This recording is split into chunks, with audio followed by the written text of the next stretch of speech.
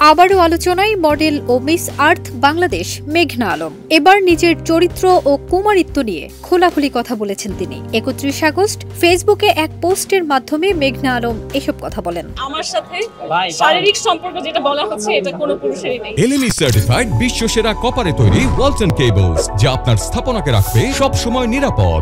চরিত্রহীন বা লম্পট প্রমাণের যে কোনো অপচেষ্টা বন্ধ হোক, এমনটাই আহ্বান জানিয়েছেন এই মডেল। একই সঙ্গে ওই পোস্টে নিজেকে কুমারী দাবি করেছেন তিনি। পোস্টে তিনি লিখেন, আদালতে আমি শপথ করেছি সেই কোরআন হাতে নিয়ে যেটি আমাকে উপহার দিয়েছিল ঈসা, আরেকটি যেটি সৌদি বাদশাহ কর্তৃক মুদ্রিত ও সৌদি দূতাবাসের সরকারি অনুষ্ঠানে বিতরণকৃত।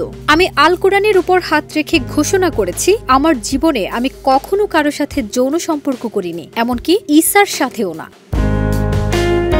তিনি বলেন, আমাদের সমাজে মানুষ প্রায়ই ভুল করে।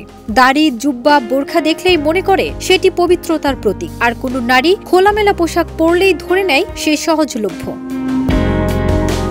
কিন্তু বাহ্যিক চেহারা দিয়ে অন্তর বোঝা যায় না। আমি কোরআনের কসম খেয়ে বলছি, আমি কখনো কারো সাথে শারীরিক সম্পর্ক স্থাপন করিনি। আজ পর্যন্ত আমি কুমারী।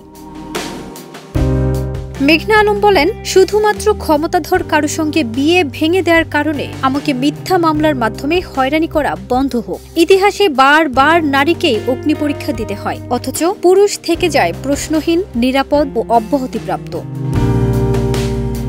এবছরের 9 এপ্রিল রাতে মেঘনা আলমকে রাজধানীর নিজ বাসা থেকে আটক করে হেফাজতে নেয় ঢাকা মহানগর পুলিশের গোয়েন্দা শাখা।